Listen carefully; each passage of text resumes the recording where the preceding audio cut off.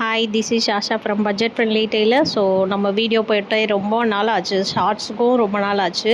So கிட்டத்தட்ட 1 மந்த்துக்கு மேலே ஆயிடுச்சு. ஸோ என்ன சுச்சுவேஷன் அப்படின்னு பார்த்தீங்கன்னா, குழந்தைங்க வீட்டில் இருக்குது, லீவ் டைம், ஒர்க்கெல்லாம் ஒரு பக்கம் இருந்தாலும் ஃபோன் நம்ம கையில் இல்லாத சுச்சுவேஷன். ஸோ அதனால தான் அப்லோட்லாம் எதுவுமே பண்ண முடியல. ஸோ அப்பப்போ நான் கொஞ்சம் ரெக்கார்ட்லாம் பண்ணியிருக்கேன். ஸோ இனிமேல் அப்டேட் பண்ணிவிடுவேன். ஸோ பார்த்திங்கன்னா இப்போ ஒரு ஸ்லீவ் மட்டும்தான், அதாவது ஸ்லீவ்னால் இது வந்து ஒரு 9 இன்ச்சு ஹைட் உள்ள ஒரு ஸ்லீவு. அதில் வந்து பார்த்திங்கன்னா கஸ்டமர் என்ன கேட்டிருந்தாங்கன்னா, அதாவது அந்த ஷோல்டர்கிட்ட லைட்டாக பஃப் வைக்கணும், ஆனால் அது ரொம்ப ஹைட்டாகவும் இருக்கக்கூடாது, ரொம்ப லோவாகவும் இருக்கக்கூடாது, மீடியமாக இருக்கணும் அப்படின்னு சொல்லியிருந்தாங்க. பொதுவாகவே நம்ம வந்து பார்த்திங்கன்னா ஹைட்டு வந்து எவ்வளோ வைப்போம்னா, ஒரு 3 இன்ச்சு 3.5 இன்ச்சு ஹைட்டு எக்ஸஸாக வைப்போம்.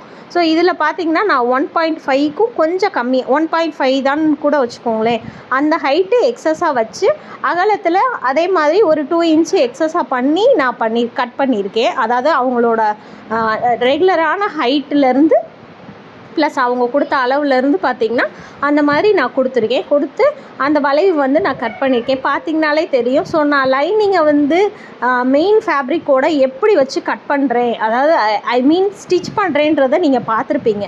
ஸோ இந்த மெத்தடு படி தான் நான் எப்போயுமே ஸ்டிச் பண்ணுவேன். ஸோ எனக்கு அந்த மடக்கி விடுறது வந்து வெளியே வந்து தையல் ஓவராக தெரியுமோ அப்படின்றது ஒரு இது.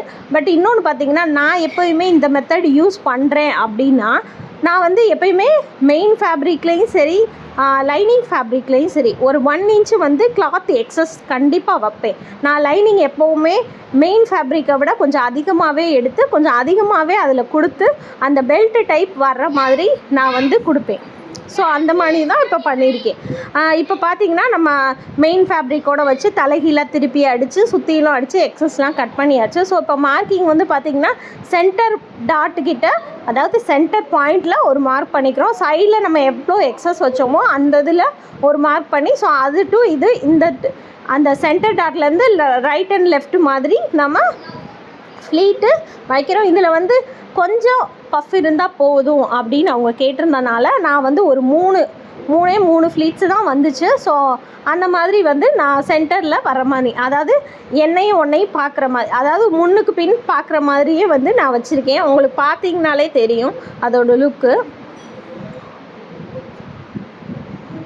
ஸோ அந்த மாதிரி தான் நான் வச்சு ஸ்டிச் பண்ணியிருக்கேன். சின்னதாக ஒரு 1/4 இன்ச்சு அந்த மாதிரி தான் வரும். ஏன்னா நம்ம அவ்வளோதான் அகலம் கொஞ்சம் எக்ஸஸாக வச்சுருக்கோம். ஸோ நீங்கள் ஸ்லீவை பார்த்திங்கனாலே தெரியும், ரொம்ப ஹைட்டாகவும் இருக்காது, மீடியமாகவும் இருக்காது. நம்ம எப்போயும் நார்மலாக ஹைட்டுக்கு வைக்கிறத விட கொஞ்சம் கம்மியாக வச்சோம்னா கரெக்டாக இருக்குது. இதை வந்து ஷோல்டரில் ஜாயின் பண்ணும்போது கொஞ்சம் தூக்குற மாதிரி இருக்கும், ரொம்ப இது இருக்காது.